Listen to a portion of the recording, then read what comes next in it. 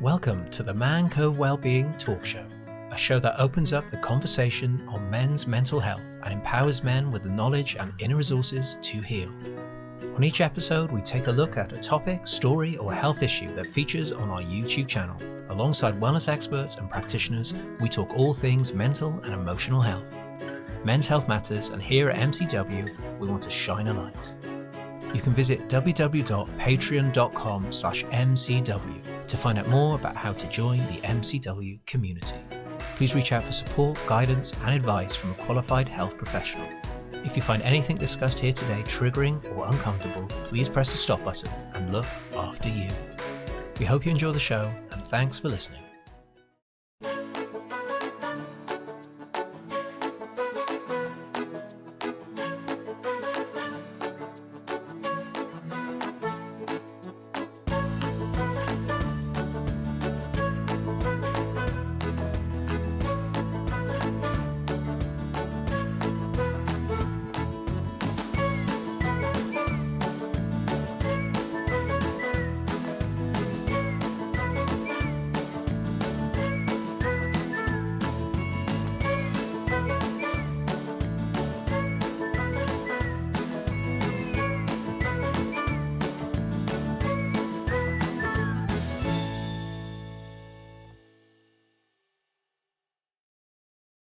Welcome to the show. I am Owen Morgan, creator of Cove Wellbeing, and I want to say a huge thank you to all our patrons for supporting us and allowing this talk show to happen.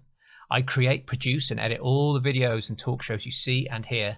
I do this alongside my life as a massage therapist and a stepdad to my awesome 4-year-old, but I would love to make more content. I can only do this by having the amazing patrons part of Cove Wellbeing's movement to allow me to have more time to create. You can find out more at www.patreon.com/MCW. So, episode 9, we are here today we're taking a look at relationships, friendships, and love, the dynamics, co-regulation, and how to feel safer in partnership. Now, this is going to be an introduction. The three of us, me, Darryl, and Steve, are going to just briefly talk about this subject. We will do future episodes on this down the line. This is just going to open up the conversation today. Otherwise, I think we could be here for 10 hours doing a marathon session. So, this is always an extension of the videos you see on our YouTube channel. We want to open up further conversation on all things wellness. The link to our YouTube channel is in the description. So, let's crack on. With me, as always, are my co-hosts, Stephen Truelove and Darryl Osborne. This was recorded in the middle of the worldwide pandemic, one that will impact a lot of people's mental health. So, please check out the helplines listed below.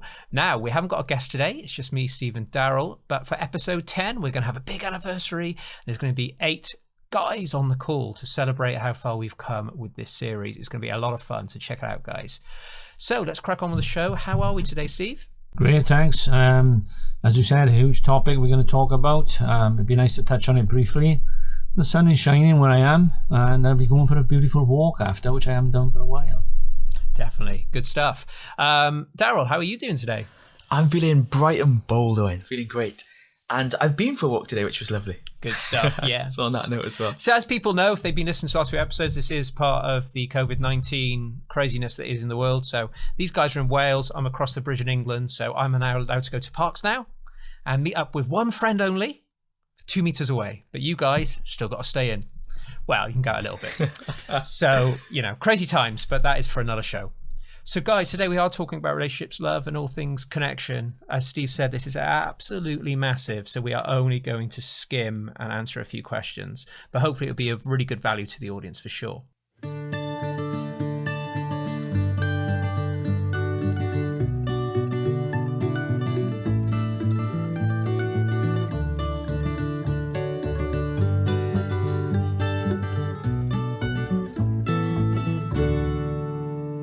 So I just want to start off with love languages because it's something I discovered a couple of years back. I think it's quite a cool way to think about relationships, especially.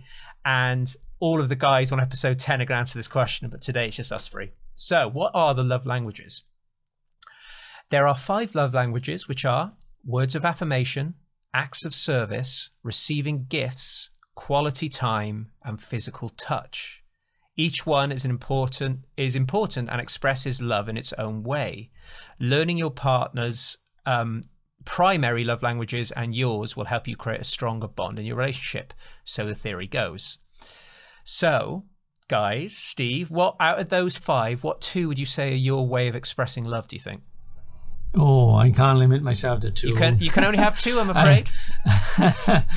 Well, I love physical touch. That's something a lot of us, part of our needs, I suppose, is the physical touch. But I would say quality time for me is huge. Spending quality time with the person who's in my life. And what I have learned myself is the acts of kindness, I suppose, the little gifts, that you do learn about each other and what counts. Whereas once upon a time I just thought, well, they've just bought me something that I like, when they've gone shopping. But actually it's meaningful. You don't need to say anything because it's a way of showing that I love you. So, yeah. And on some level, your partner may show love to you in a certain way, but you're not seeing it like that. You're just seeing it as something they do rather than seeing it as an act. And that's where sometimes not being aligned can be a bit tricky. So for you, Darryl, what would be your 2 prominent ones? I know we probably have all of them, but... Yeah, I love that you chose 2, because when I was thinking about it, two were stronger for me. So it'd be harder to pick one. But like Steve says, you kind of feel all of them in some way. But for me, my top 2 would be touch as well, and probably words of affirmation. I like verbal communication. I like to hear things and say things. And like you say, how you express it in your partner can be different. I think I've got that kind of situation. I'm sure we can talk more about as we go on. But yeah, it's really interesting. It's interesting because I think sometimes our love languages may shift and change over time too. So I always thought of me being words of affirmation and physical touch. That's what I always thought, because I'm like Mr. Hugger, chief hugger, always going around hugging everyone. But there is a level of issue for me for like intimacy, proper intimacy. I struggle a little bit. So I was like, okay, is it physical touch then if I'm struggling with that? So that I did figure out it's actually words of affirmation for me and acts of service. I love doing stuff for my partner, and it just brings me so much joy. But acts of service may not necessarily be one of hers, so she just thinks I'm being nice rather than it being an act of love. That's the whole point of what we're talking about here. Okay, cool. It's good to know how us guys do it.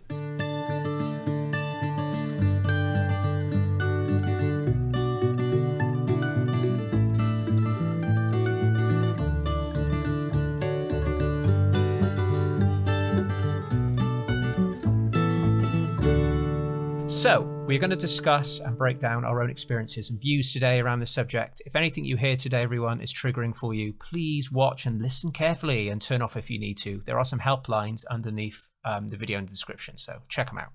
Always put yourself first. Right, let's crack on. So, our first question is, what is a healthy love relationship from your perspectives, guys? This is one hell of a question, but we're going to go for it. So, Steve, what is a healthy love relationship, in your opinion? Well, a lot of it comes back to how we relate to each other when we're in a love relationship. And I think the biggest things that come up for me is not taking the other person for granted, because when we start the relationship, it's all sweetness and roses. But the more comfortable we become, the more complacent we become. I think it's about appreciating the other person, acknowledging them for the good things in them. So it's about honesty, being good in your communication together, trust, independence. There's quite a lot of combinations come in. And being there for each other through the good times and the bad times. Sharing and supporting each other. I think that if you can get a lot of that, or part of that combination right, you could have a magical relationship. Yeah, that's really lovely. Darryl, can you... That sounds pretty dynamic, what you just said there. Is anything different? Yeah, from my personal point of view, I'm just trying to think, just purely how I see it, is the saying, if you love someone, set them free, really speaks to me. And that doesn't mean necessarily set them free to not be with them, but like being free to be you, letting them be free to be them and express themselves fully. And true love... because there's lots of different types of love or connotations or understandings of it. It's a bold thing, isn't it? And we all see it in different ways. But love as in light. It should be, there can be this, of course, there's going to be intensity and arguments and different things. But light in the bond, not obsession. Because a lot of people, they want love because they need love. Not they just enjoy the love for what it is. So if you don't come from a place where you love yourself and they love themselves, it's never going to be a true balanced love. So it's got to be that you love you love them just being them, and you love bringing that together. They don't have to fulfill a need, a lack. That's where it gets dangerous. And that's where the attachment, the intention, the control, and the negative behaviors and things we can do to each other, and misunderstandings and judgments that come into relationships. If there's that self-love and awareness and understanding that you're two individuals, and then working how you do that together, but also you are separate, you are different. Honouring that, honouring yourself, honouring them, and having that balance. And it's like a strong bond, and mine's developed over the years, and it's strong, but it's light. It's not, there's no pressure, there's no, it's that judgment, isn't it? And that interpretation, and it's just being free for it to just flow as it is, and let that person fully be them, and you importantly be fully you. I suppose the word I'm getting out of that is unconditional. Yeah. It's not because you want something, you need, a bit like a mother, isn't it? They don't necessarily want something or need something, they just do it out of instinct, not because they feel in themselves they need the love to fill a hole. Yeah, I think that's a really nice thing you talked there with the unconditional side. I find that, you know, the relationship between a child and an adult, that is kind of like the essence of unconditional love. You know, the love is there, but it's not based on, they need you to protect them, obviously, look after them, but it's different to an adult relationship. Sometimes, yeah, you get trapped in this, there's conditions to it, or they need to be a certain way, or couples may try to change each other slightly so it fits better for them, which obviously isn't that healthy. And I always find the in the films when they have the sayings like you complete me, and I'm like, I'm not sure I like that quote, because no one should be, you should just be complete within yourself. There shouldn't be, they should be a complement, not a completion, like an enhancement. Yeah, so you can be a team and move forward together, you know, complement each other on the journey. And for me, it's the essence of human existence, really. So for me, it's to be seen, to be heard, and to be understood. You know, they're the three things we all want from our community, and I think even more so from our partners, to be seen, understood, and, you know, cared for in that way. And that's, it's like, as far as I go with my answer, is I think that's huge, you know, because if you're not getting one of those things, then there could be a slight disconnect with your partner, and it could make things difficult.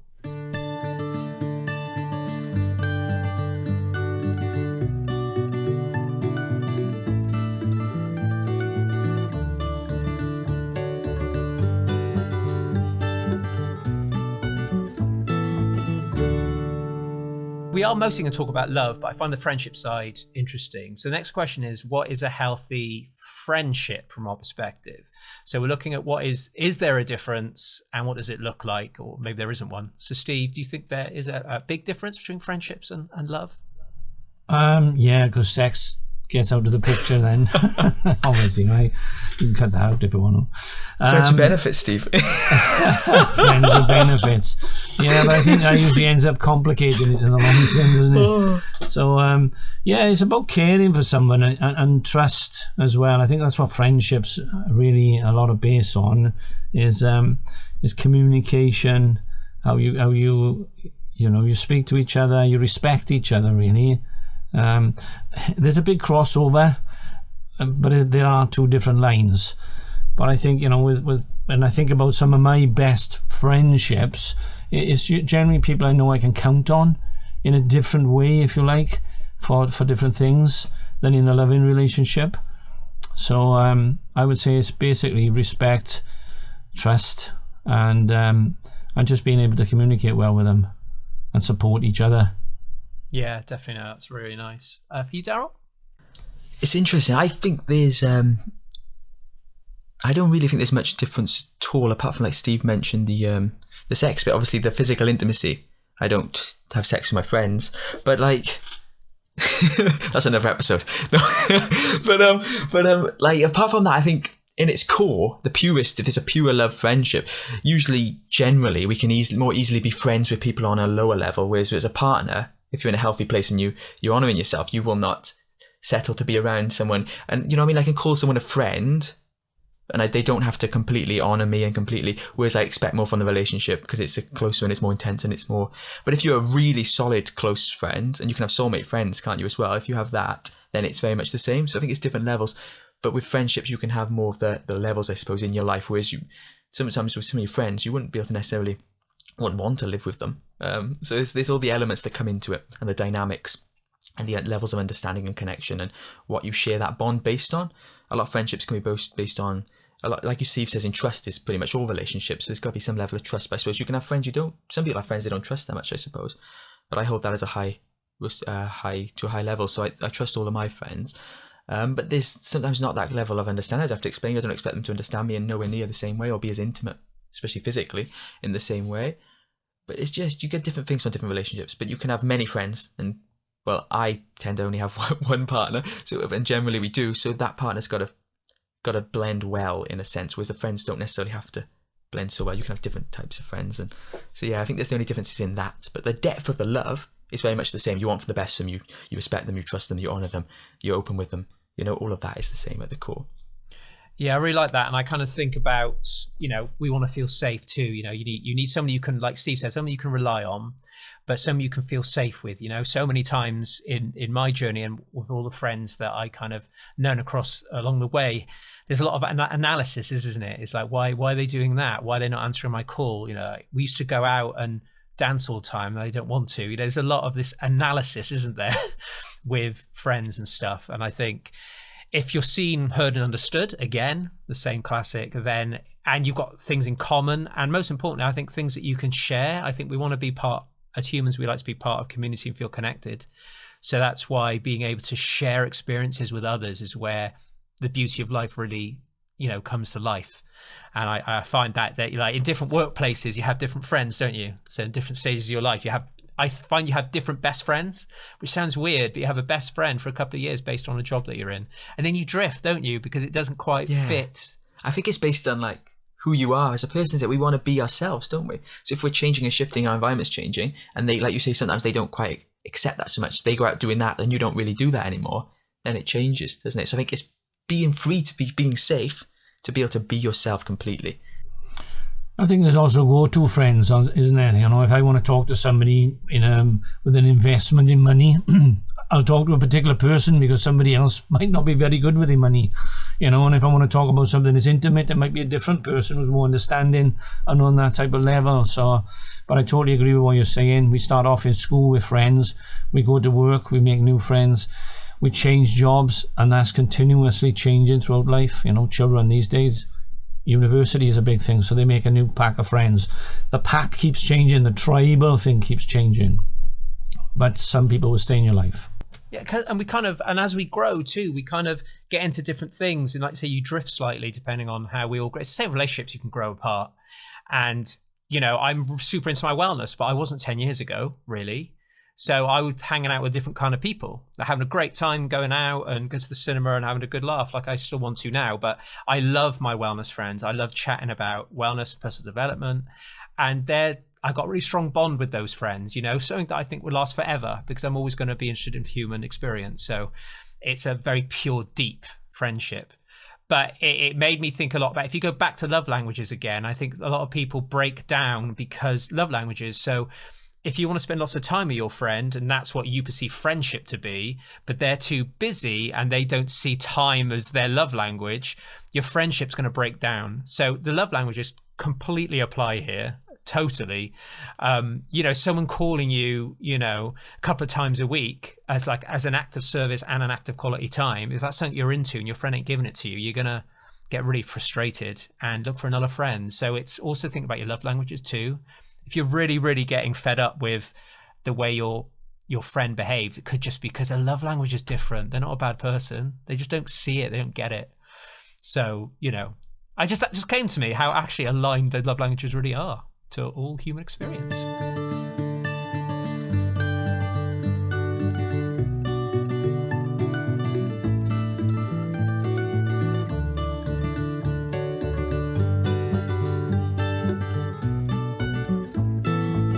So let's get into some of the deeper stuff now. So we're looking at why we think couples can struggle so much to co-regulate together.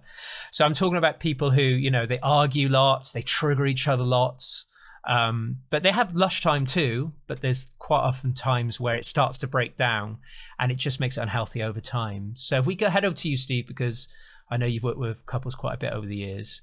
When you work with people, do you work with couples straight away, or do you like to work with them separately? Oh no, I went through a process myself, and when I was being coached, they worked with us together, and for a number of sessions, and I learned after that was a big mistake, because there were things that you're reluctant to say, because it could be your own stuff going on, embarrassed about it, your past, because very often you're in a new relationship and they don't know a lot about what's going on from your past, and you might not be ready to share it. So when I was coached by myself, then I was able to articulate what I wanted to come up with, and then knew how to say it when I had to say it to my partner.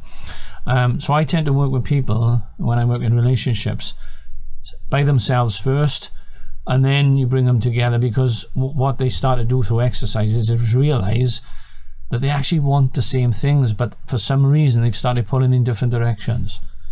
So that's what I find, really more value, because it gives the person a chance to really get the things out that they haven't been able to say. And on some level, I think we pick it up, because it's all about the unconscious mind, as we know. And the other person is picking something up. They know there's something, and you're not ready to admit to it or say it or whatever it is. So what they call is a withhold. And as long as you're withholding, you're not being your authentic self, you're not being honest, truthful, and they're picking that up.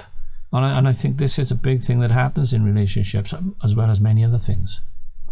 And I guess on some level, you need self-awareness. You need to have the language of your own self-awareness to express it to your partner. So I guess by working with you separately, they can gain a level of self-awareness about what they're doing and who they are. So they have the language to say it to them. So would you say that's a big part of it?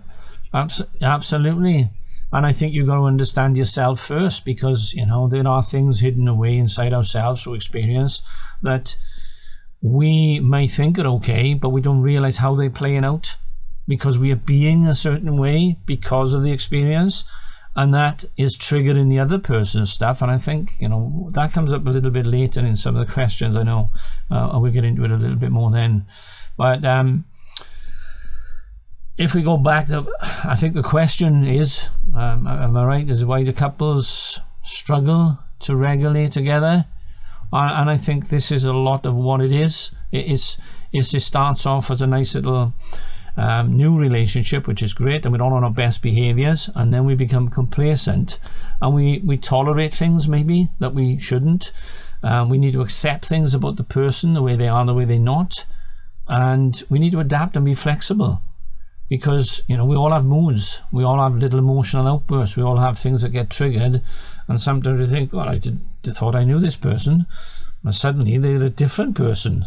I remember having conversations once with a couple of guys, and I said, sometimes my wife goes upstairs, she's this beautiful being, and something happens, she comes down, and there's this different person comes down. And I'm sure the same thing happens with men.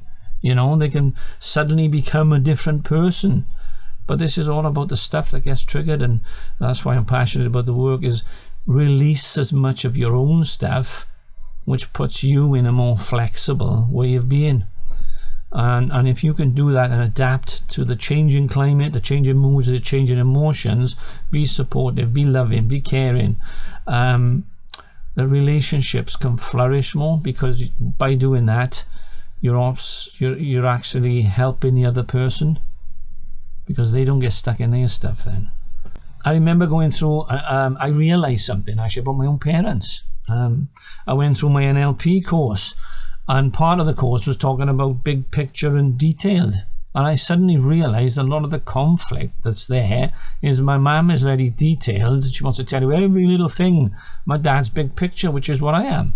And it really works when you understand that. If you've got a relationship where one is detailed and one is big picture, they start to get fed up, and then they say, but you're not listening to me, and all these sort of things start to happen, and then they kick off and trigger other things, and we spiral into something. So if you understand that your partner is detailed, even my mum now, I can go to my mum and say, okay mum, I don't need to know all that, but sometimes she needs to offload it, and it's understanding that today I need to listen, and other days it's like, I really haven't got the time for all this, so can we just go to what happened at the end, because I just need to know the finish. And that alone can transform relationships. Yeah, it's just under the surface and you don't see it. And like you said, it can transform everything. And like me and my partner are very, very good at always talking about what we're going through personally and together.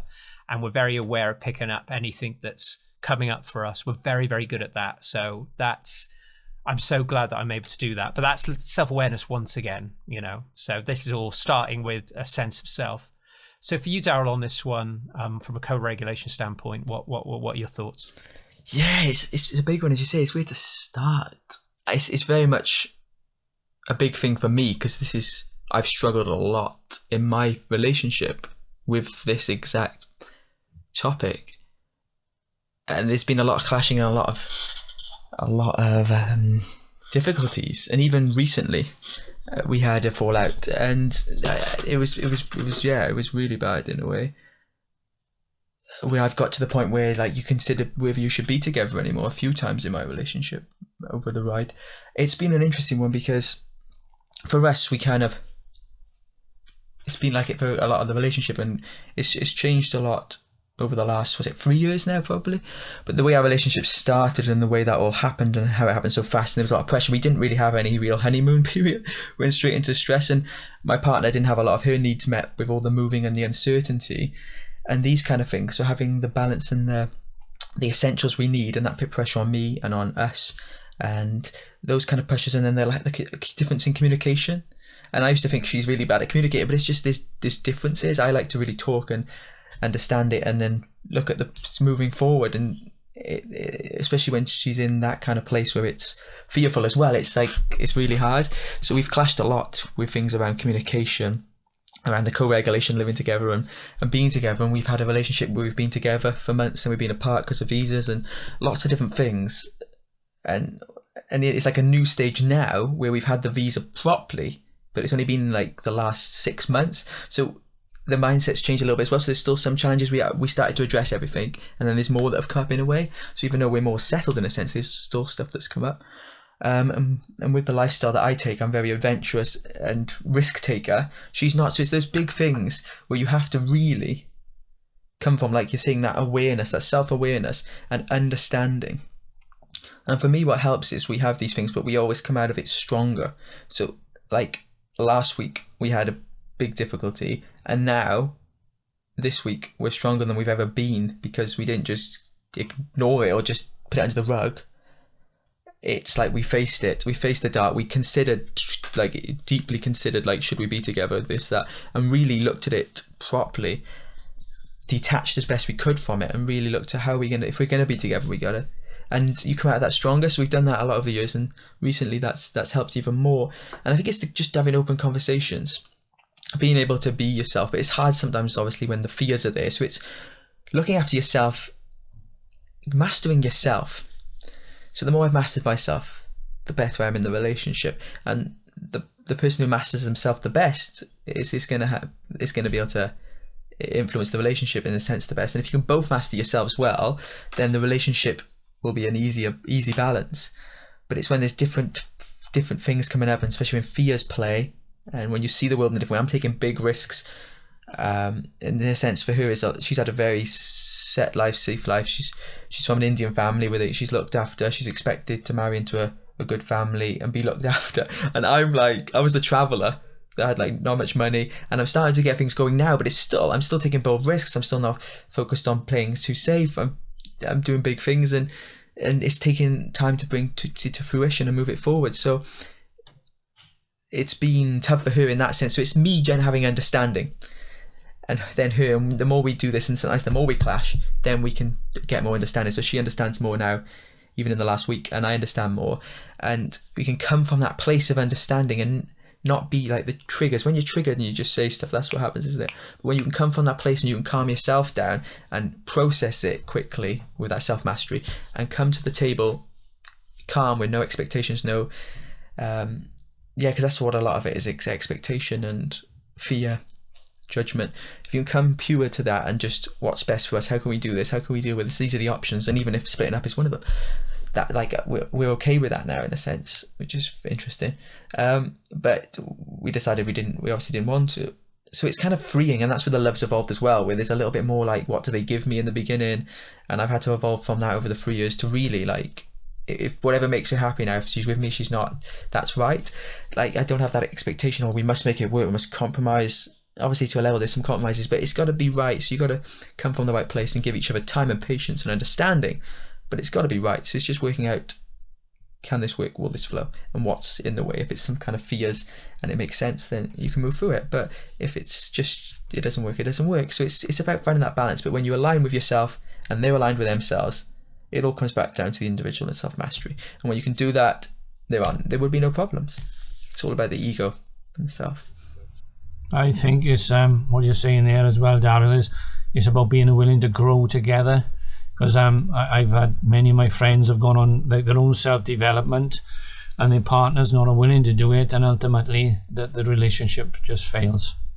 But if you're unwilling, if you're willing to grow together and work your way through these things, then that will get stronger. But many couples start out, one of them wants to change themselves, the other one doesn't want to do anything. Bang, it'll just peter out. I hear you. That's very much my story. She does grow, and we grow as a relationship. But the speed I grow and the things that change in my life, and because of the shifts in her life and the fears and the uncertainty and all of that, she hasn't got her basic needs met in lots of ways for most of the relationship.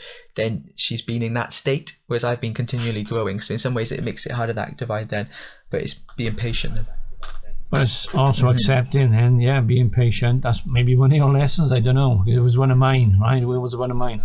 But it was an accepting that we don't all move in the same speed and we're all different. Yes, accept them absolutely. For who they are, isn't it? Not where you think you want them to be, or trying to speed things up. It's just, as long as there's no tension and the fears aren't causing too much thing on the relationship, I can manage them now and help and really help with that. It's just sometimes when they get too much and I get blamed a lot and it keeps going on me, and then I take this responsibility, and sometimes I'm nice as well, I kind of take that, sometimes I have to take a stand in a way because all her insecurities and fears come onto me, and then we have these moments like a week ago where we have to break through, but always somehow I suppose it's just meant to be, and we grow together, that we come out of it stronger. But sometimes we need that clash for her to realise that because so we can bring things forward, especially with her life being quite unstable in a sense for her. Yeah, thanks guys. Lots to take in there between both of you, but you kind of, some of what you just discussed is tapping into a little bit into our next question too, which is about needs being met. But I just wanted to add something in that I picked up on what both you guys were saying, which is what I've learned on my journey is values. So if you have certain values and the way you live your life and the way you see the world, I do think it's quite important that your values align, because that will cause a bit of an issue. You can look past it to a certain extent, and you love nights out and you love the sex and you love the same friends, but when real life hits the shit hits the fan, you need to have the same value set. And if we're learning anything from COVID-19 right now, is that a lot of couples are going to split up over this, because the values of how they're dealing with this virus are going to shift. If you've got a partner that just keeps going out and doesn't give a shit and just driving around and meeting up with mates, and you're very much a believer in do right by the NHS, for example, that's a really big clash. That is a value. It's massive conflict. So me and my partner now and partners in the past, I've learned a lot about the importance of values. So I'm a bit like you, Darryl. So I'm quite risky. I'm always projects this, projects that, trying this out, entrepreneur. Whereas a lot of my exes and my partner now are much more get a solid wage in, make sure everything's safe. And I love that. It's a really important value. So I realize, you have to meet somewhere in the middle. So, I'm going to get a job, but I'm also going to, I love being an entrepreneur. That's cool. There you are. Compromise, boom. And that's okay. But these values can kind of be worked together. But if your values are quite different, it's just making the point valid that the way you see the world has to match a little bit, because otherwise you're just going to drift apart and explode, like sometimes happens with you. And those explosions can be really powerful, can't they? They can bring you together. A complete breakdown can go, oh my God, I see it now. Oh my God, we feel so much better for this. But sometimes it's very toxic, isn't it? And that's when it needs to end, really. But it comes back to self-awareness again, isn't it? So figure out what your values are, know what theirs are, and then hopefully your needs can get met either way. And I think you need to check in on values. I've worked with a few people recently who sat down as a couple and they put their values down. Yeah, that was a while ago. I said, sit down and look at them again, because if you're working from or coming from where you believe your values are, but because of life circumstances your values have changed slightly, then you're out of alignment. So you need to be checking in now and again and switching some of your values around. You generally find the first top few are the same, but some of the bottom ones might need swapping around, and it's worth checking in now and again. Yeah, definitely. It's the deep level stuff. You may not have some of the same interests. That's cool. That's a totally different thing. But when it comes to life decisions and say how you bring up a child, or I'm sure Darryl with the sort of the Indian heritage side for your partner, there's some values there that may shift and change with the Western society. So there's some big stuff in there, and sometimes love isn't enough. Sadly, love isn't enough to overcome those hurdles. But obviously, with self-awareness, you probably can overcome those hurdles with the right level of connection.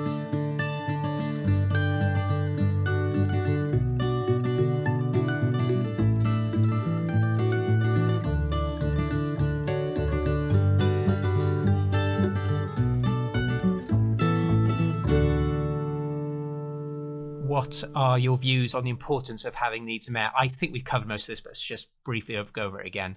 And how can we better see our partner's needs? So we talked a lot about self-awareness. So Steve, what would you say is a good thing for people to think about when they're looking into their partner's way of being? What would be a good way to?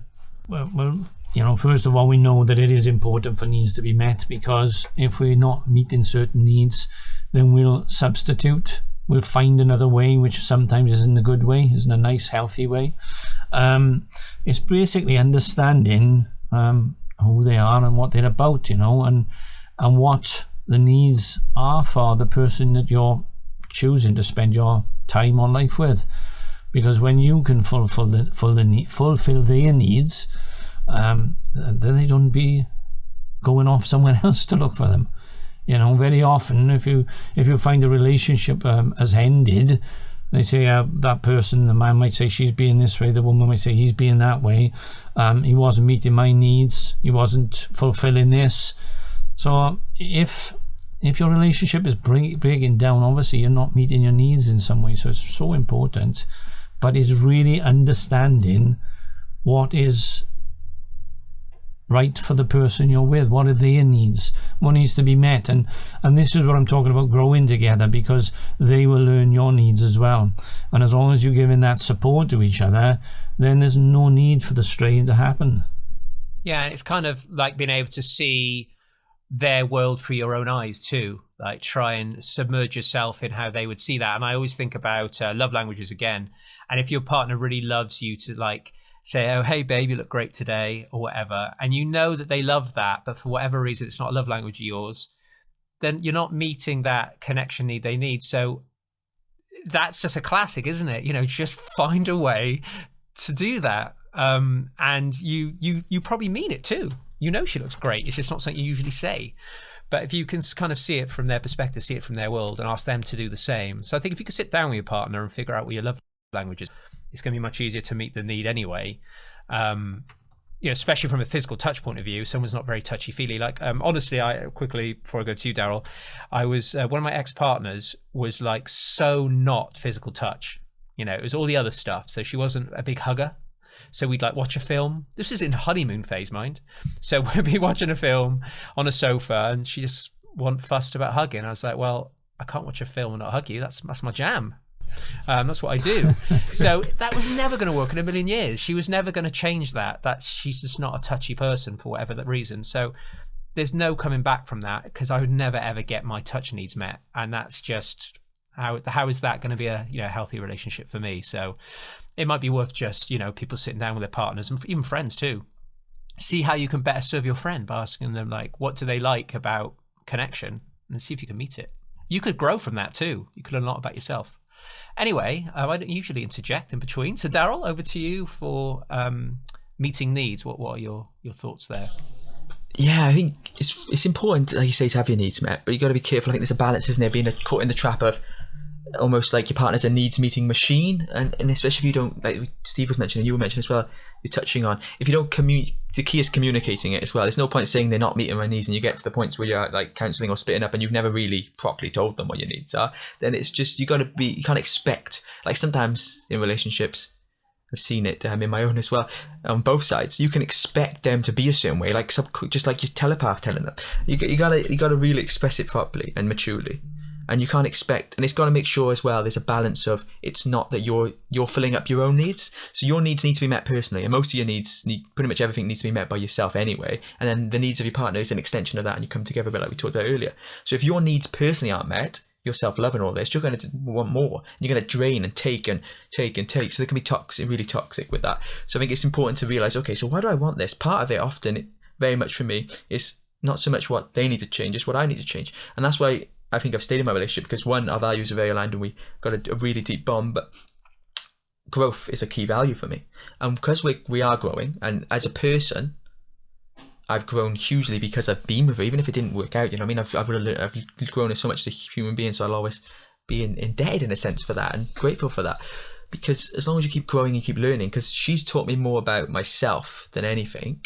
And all those things are often underlying insecurities or things you just haven't addressed, or weird, or things from the past and from when you were young, and being able to address them. So being with her has made my self-love go through the roof. And my attachment to people was way more than before I had this strong relationship with her. So it's like I understand relationships in different ways, and myself. And when you're whole as a person, like we mentioned earlier, when you're truly whole as a person, and meaning you fill yourself up regularly, because we're all born whole as people, obviously. But when you keep yourself whole, fill yourself up, and those insecurities don't rule, and the emptiness, then, and you come up in the relationship like that, then you don't demand, in a sense, so much from the partner, and you're also open and self-aware to address anything. Okay, so this isn't met, so I'll talk about this calmly. What about this? And often it's just little things, but often there's some level, I feel, with the love language is a great example, because me and my partner have very different love language.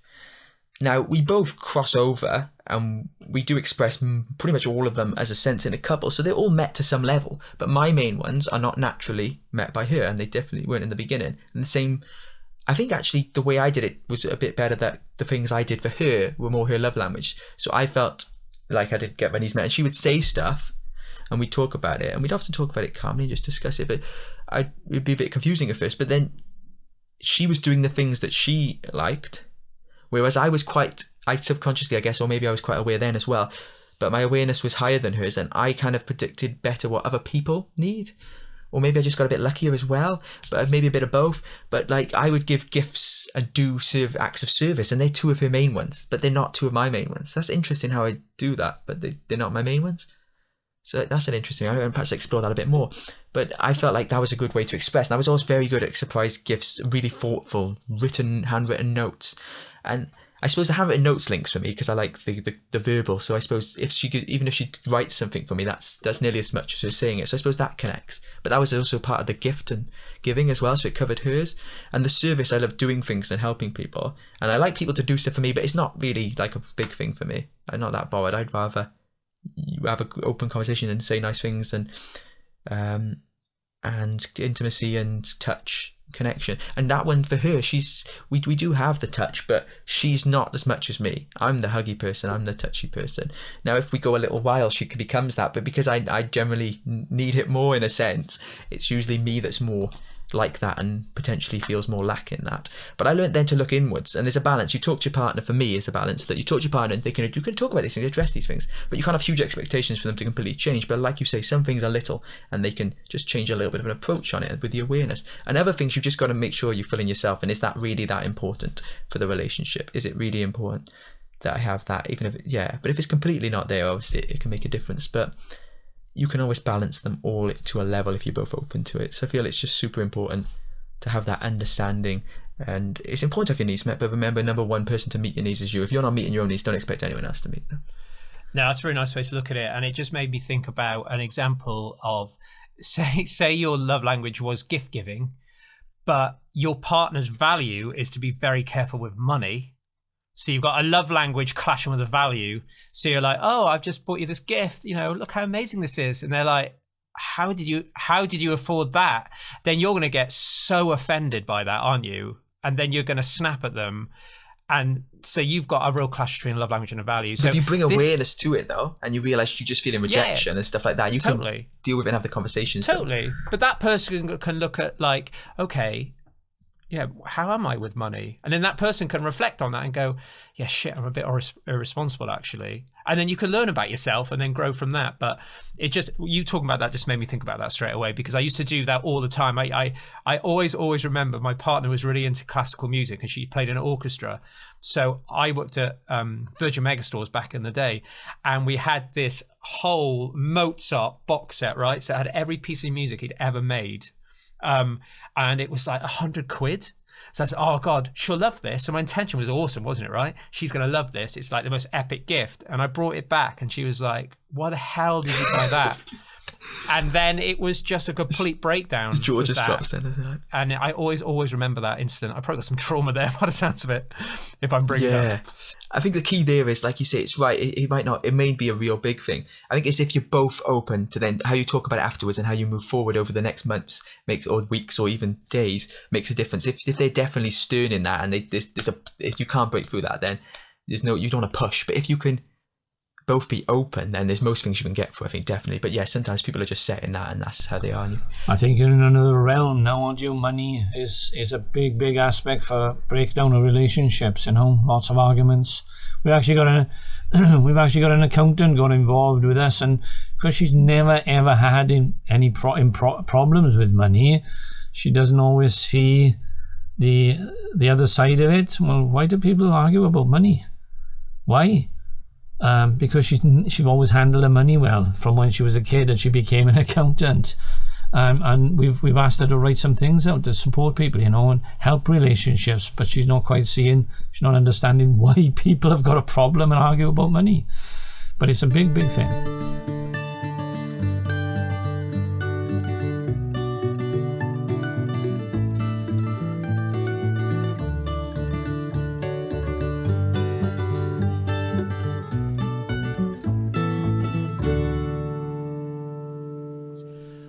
Huge question, and we are not going to go into detail. This is massive, but something you just said made me really tweak there, which is how do our childhoods affect our relationships and our choice of partner?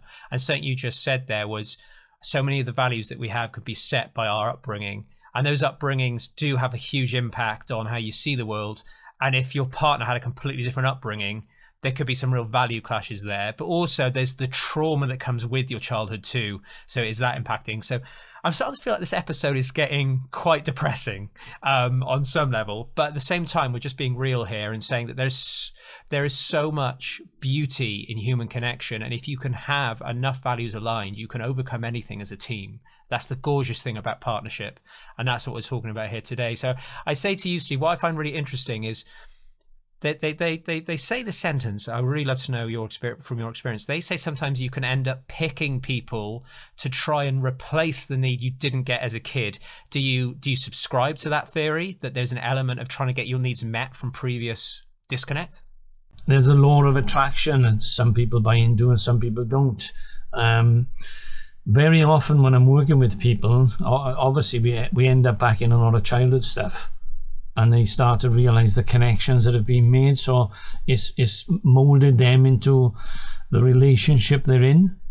And very often, some may agree and some may not, some may disagree. But the woman sometimes looks for something that the man is reminding something of the father. And the same with the woman, So we tend to attract something that relates to what we've been used to as childhood. But we know that doesn't always fit. So we've looked for something and we don't seem to get out of the pattern, because when our relationship ends, unless we do something about ourselves, we'll attract the same type of thing over and over and over. And sometimes people have gone through 5 divorces and suddenly realize it's not the other person, it's me. It's what I've been doing, right? And this is why I say about people going on a journey together, growing together, learning about each other, because there's a reason why you're attracted in the beginning. Yeah? If it's all about physical and sex, then it's probably not going to have many legs, because eventually that will peter out. But you know, when we get together in the beginning, it's about how we grow, how we nurture it, and you can make it into, you know, your soulmate, your best friend. I do believe sometimes that we meet people we meant to be with, and it might be only a part of the journey that we need to be with them, and something will dissolve that relationship because there's another area for somebody else is going to come along to help us grow. But there are people who can be together for life, and there's some who never will be. Yeah, it's really beautiful, and it kind of makes me think of you've got that element of looking for, you know, I think 5 girlfriends in a row were very, very dominant caretaker type women. But they were quite hard too, if that makes sense. There wasn't a soft energy about it. They were really lovely people, and what I really needed was soft energy. But for whatever reason, I kept picking or bringing into my life hard, dominant women. Maybe it's because I didn't have a big connection with my mum, perhaps, and you know, and I'm trying to repair that rupture. So, you know, this is getting a little bit deeper now with this, but another huge thing, because, you know, I'm really studying trauma at the moment and interviewing a lot of trauma therapists and stuff. And they talk a lot about trauma bonds too. So a shared experience, you may have had shared trauma experiences that are quite similar, and you bond over the fact you both were survivors of that, and you have a trauma bond, which can be really good, but also can be horribly toxic too. Because one of you may heal from that trauma, and then suddenly the dynamic's completely shifted. So trauma bond, we're not going to get into that today. That's too massive, but it's another element of that. So Darren, for you on this one, what are your thoughts about the way we pick our partners? Do you think that's affected by our childhoods? Yeah, I think it's definitely. I love what Steve was saying. I think it definitely can, and I think it can go both ways both in terms of female male, but also in terms of if your parents were particularly good in a sense, you want to find someone almost like them. Or if they were bad and you want to find someone not like them, or that if it was bad but you're reliving it almost, you attract, because like energy attracts like energy, maybe you're still in that space and you're attracting, like people attract abusive partners and stuff like that. So it's kind of, I think it varies. It depends on, like Steve was saying as well, like your awareness and if you're growing. And if you grow and you see that as you don't want that and you work on yourself, and then you're consciously looking for a partner that's right for you, then you go the opposite way. But if you don't, subconsciously, probably for a lot of people, the parents you had could sabotage then how you have a healthy relationship with a male. Because I think a big part of growing up, it's important to have that healthy boundaries and understanding with parents, and especially with both, like having a good father figure.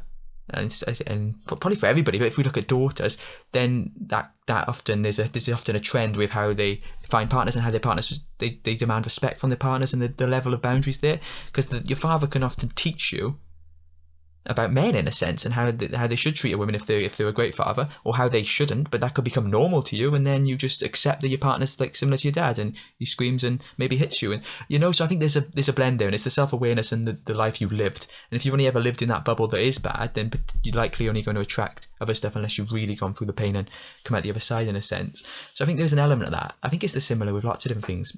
The same with like parenting. I see that with my grandparents, my parents, me, and then sometimes you stick with some of the stuff they do, and subconsciously sometimes you change it. Sometimes there's something you didn't really like about what your parents did with you, and you're going to be completely different. Sometimes it worked for you, or you just accept that and you do that, whether it's good or bad. So there's stuff that trends through, and until you address those things, there's a lot of things subconsciously we take on. So especially as with parents involved, that definitely would go out into our futures in every area of our life, so especially relationships. So I think it definitely has an impact.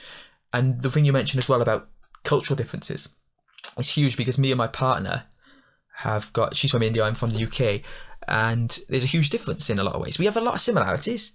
The family value, I got strong family values in my family, and in some ways it's very similar, but in other ways it's very different. And the expectation on the man to be the provider, especially when I was in a place where I was traveling with very little money, no job at the time, and then she was the one moving country, it was all on me, and that put pressure on both of us. And I, in a sense, even though the pressure was kind of on me in a way, I learned to deal with that. But then she always felt the pressure. Then she didn't feel in control. She didn't feel the security. She was brought up her whole life. She's from a good family. They've done quite well financially and society wise in that sense. So they would find a good family for her, which she'd be the same, or her means would be higher.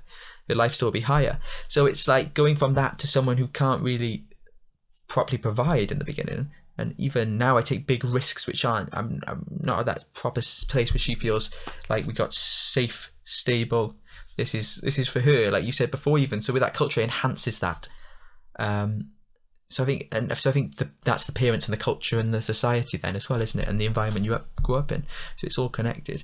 And it means that she's starting to try and shift, and some of it she knows doesn't serve her, so she's doing it. And then sometimes I got to just understand on a different level than what I definitely would if I had a partner from this country. There's a lot of things I've had to understand and deal with that I would not have even had to even think about if they were from this country. We didn't have to worry about visas and the culture and the expectations of the society.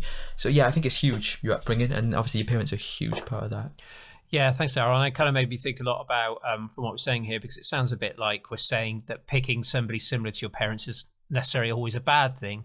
But if you want a strong, say a strong man, a man who will protect you and look after you, even if that's physically as well, there's nothing wrong with that. If that's how your dad brought you up and it was a very healthy family unit, then yeah, of course you want that kind of guy. That makes total sense. There's nothing wrong with that. This isn't necessarily a bad decision. We're just saying that sometimes it can be. Obviously, time and time again, women say, I just keep getting the jerks. And there has to be a reason for that. Why do they keep going for those guys? And nice guys are boring. You can't have it both ways, can you? So it's absolutely fascinating psychology.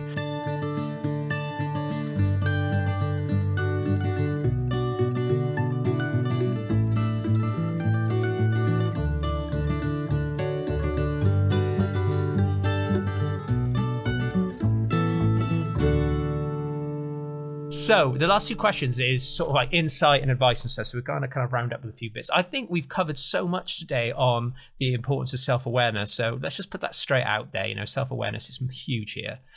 So just briefly sort of round up a few of the points that each of you have made. So for you, Steve, what would be your advice for men who are struggling in a relationship at the moment? What would be your key things for them to think about? It's back to self-awareness. It's just understanding yourself, realizing your own patterns, your emotional blocks, your behaviors, and your own limitations. We are coming from beliefs that we've grown up with. And, when you meet somebody else, as we've said earlier on, we're all brought up in different ways, in different families, with different maps of the world. And suddenly you're coming together with somebody. Now, I my belief is we are vibrating on a frequency. We can get into deep things, but we got this frequency. So when we go out, we're attracting a frequency that's going to meet some needs that we're looking for. But it doesn't mean it's always the right match. Why can we walk into a room with lots of other opposite sex, but maybe only fancy a certain one, when they may look similar, but there's something different about the one? And that's where we come into the subconscious stuff, and that's where a lot of things happen. So for anybody really, male or female, it's really about looking at yourself, understanding yourself, your limitations, your blocks, and it's owning and being responsible for who you are and who you're being in the relationship. So once you start to understand it, you can change things if you want, and then make things work better. Yeah, that's brilliant. Thanks, Steve. That's really, really good. For you, Darryl, what would be your advice? Thank you so much, by the way, about sharing so much about your own experiences. I think that's a really good way for us to take in this information. So thank you for sharing all that. Pleasure.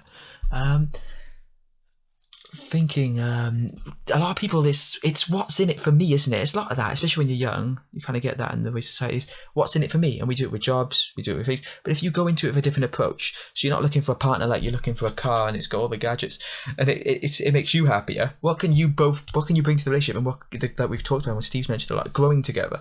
So really, it's okay if you're not completely love yourself if you're going into a relationship, but be aware of that, and that's going to play a part. So you got to work on that, and it's not their job to help you love yourself. So a big part of it is like that awareness and stuff, and making sure that you're filling yourself up and you're understanding stuff. And expectations. Do not expect more from others than you expect from yourself, because most of us, myself included in the past, many times you don't realize you're doing it, but especially when you're in a heated moment or you're in the moment where you feel like this is something that's just really annoyed you.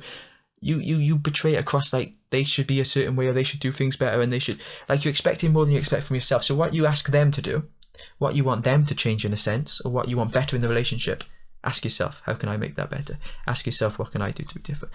And you being different changes everything. And the relationship may not work out, but if you change yourself, and then it does, if you focus on you and what you can control and do it balanced and do it from a great place, and then it still doesn't work out, it wasn't meant to be, but if it is, it'll work, the energy will change.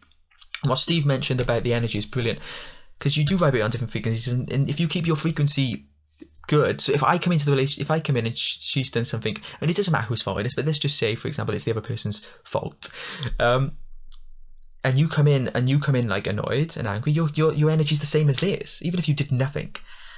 And then you raise, then their energy just stays there, and then you both just do that, and you're just arguing, and nothing happens. But if you come in peaceful, even if it is your fault, and you come in understanding, peaceful with that energy to understand, to move forward, to grow, then it'll start to happen. So it's patience and persistence, and then realizing as well at certain points, does this serve me? Is this right for me?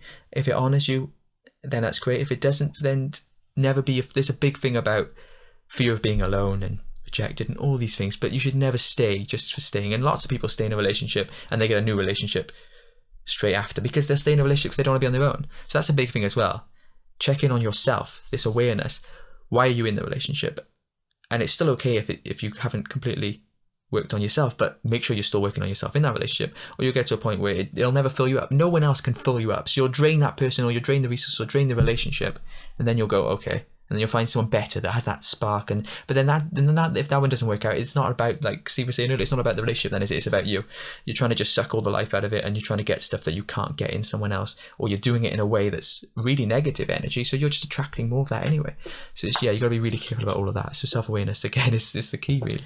Yeah, thank you. I'm not going to mention too much, but yeah, self-awareness for me, the two ways to do that is sit down with your partner, maybe figure out what your love languages are. What an awesome place that will be to begin with. Just start there. It's got to be worth it, hasn't it? And then the other one, for me, what changed my life was triggers.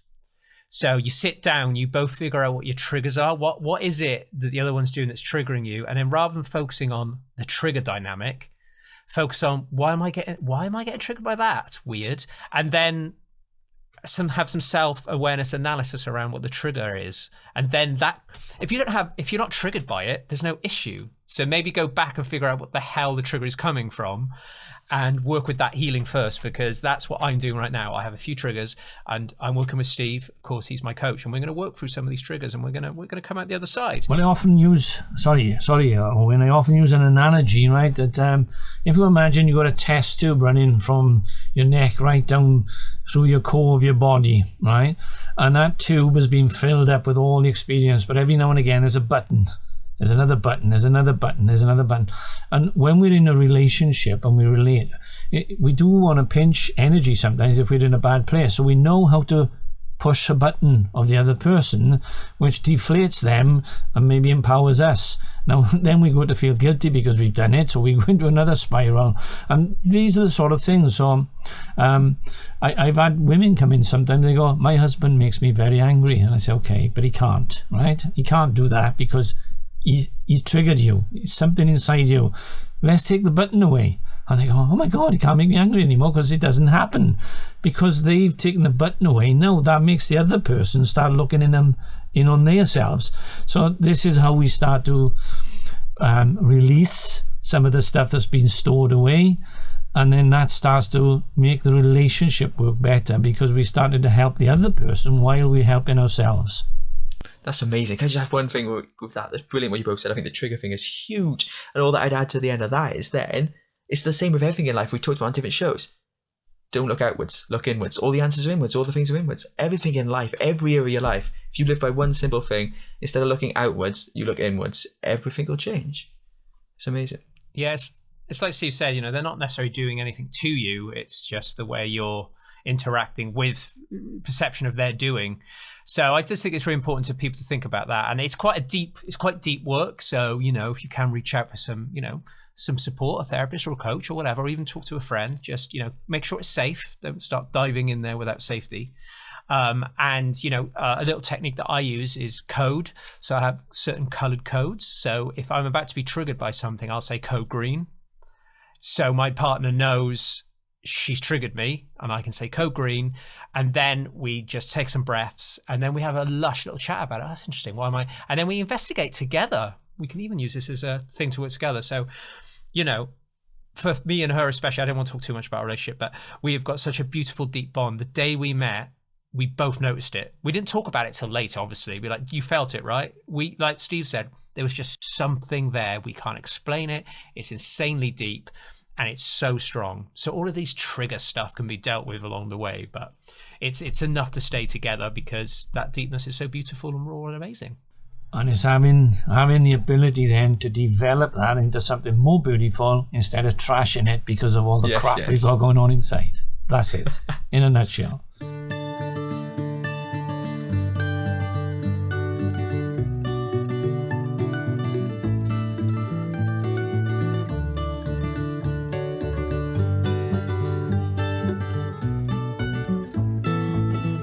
So I'm conscious that to wrap up on the last question, which is, I'm sure there's lots of single people listening to this right now, especially a lot of guys who are just interested to see what relationships is all about. So what would be our advice to single guys out there who don't seem to be able to make a relationship work and are finding Tinder an absolute nightmare?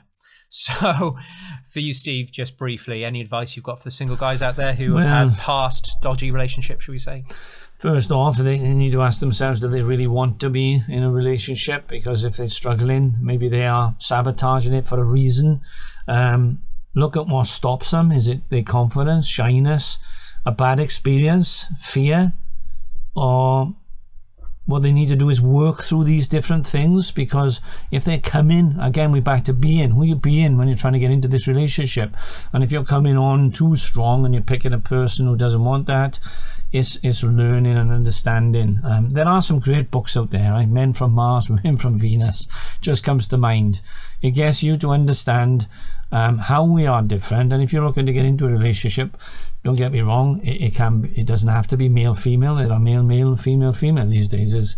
It's about understanding what the other person and what you want in your life. What do you want so you can attract that into your life?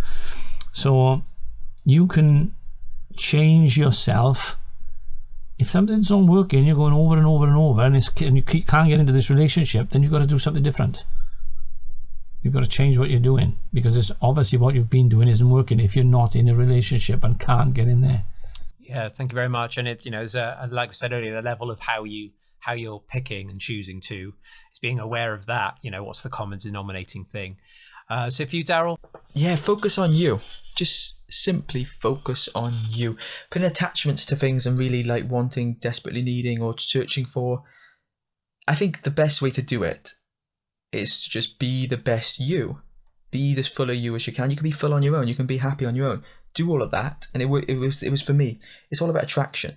You don't go and get a partner. You can't just go on eBay like people use Tinder, and you can't just pick one and measure their heights. They're different. It doesn't work like that, does it? You just got to put yourself out there, but you got to be at your best self. You can't be going from a place of lack with anything in life. If you want to make money or get a promotion, you don't come from a place of lack. Please give me the job. Please, you don't search and you attract it. You put value out into the world and you attract it. So it's just everything's energy, and human beings, there's just so much energy between it. And that's the best way to get a deep relationship anyway. So if you want something that's really meaningful, discover who you are. Look inwards, work on yourself, follow that journey with no expectation, no attachment, and then it will come along at the right time. It will come along when it's supposed to. And it happens so randomly. I just met my wife randomly when I was traveling in India. And like you said earlier, Owen, it just like, it was such a powerful thing, and you kind of felt it a bit at the time, but not till afterwards, where you both like, you thought about it, looked back and talked about it. Did you realize that you were drawn to each other? Because there was no reason for us to be together. I went home and we barely talked when we first met. So there was no logical reason to be together. And when we started talking, I didn't expect anything from it. And then within a few days, in a few weeks, it whizzed off, and we were engaged in a few weeks and a few months, and then so you never know. You just got to let it flow. Either way, don't sabotage it and don't try and grab hold of it. Just flow. Be you, work on you, do you, and the rest will come. Yeah, thank you. It's kind of not coming from a place of lack. It's such a good advice for all things, really. I just want to echo everything you said there. I don't really have much to add to that. I think it's already powerful. I'm just going to have a bit of silly advice, which I learned. But I'd watch First Dates on Channel 4. If you're not in the UK, then I'm sure you can find it online somewhere. But it's done very well. They don't, it's not a trashy reality show, but it gives you a massive insight in like the different values and where people come from and their reflections afterwards when they ask if you want to go on a date together. It sounds like really sweet advice, but honestly, like, it's amazing to watch just to see humans connect or not connect. And some that you think would just be the most awesome couple. They look great and, you know, they have some of the same values, but when it came down to it, they didn't have the deep level stuff, and there's a few things that didn't quite match, and that is basically the essence of romance, I think, really. So as stupid as the advice is I check out first dates. There is Australia and USA first dates too. There's no excuse.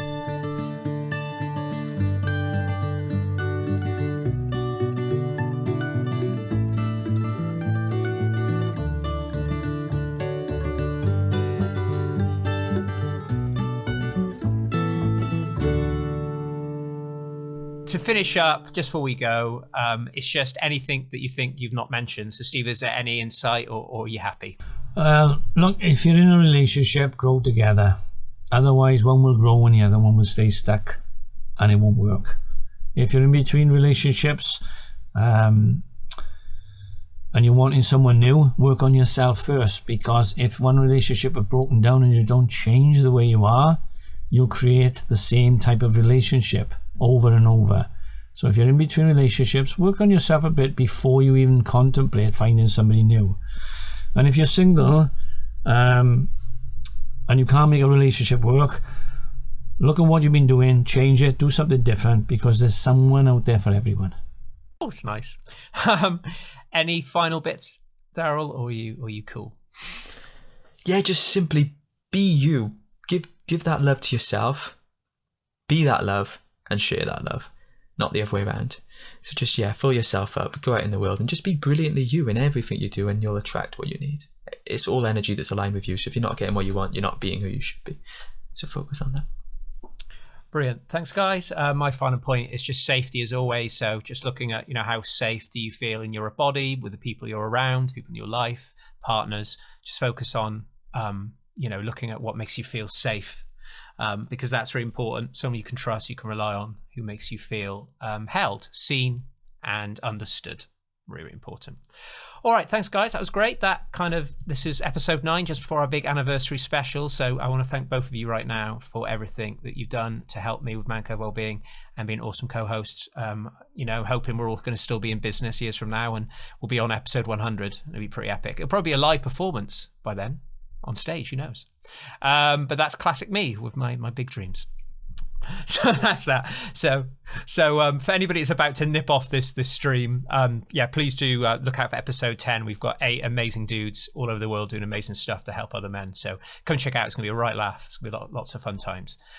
So I want to thank everybody for listening. I hope this has been fascinating. And as always, there are helplines in the description of this video if you need to use them. I just want to do a big shout out to all our awesome patrons on Patreon: Mike Morgan, Emerald McLeod, Maggie Palmer, Roland Chesters, Hannah Irvin, Karen Goodson, and of course, these two guys, Stephen Truelove and Darryl Osborne.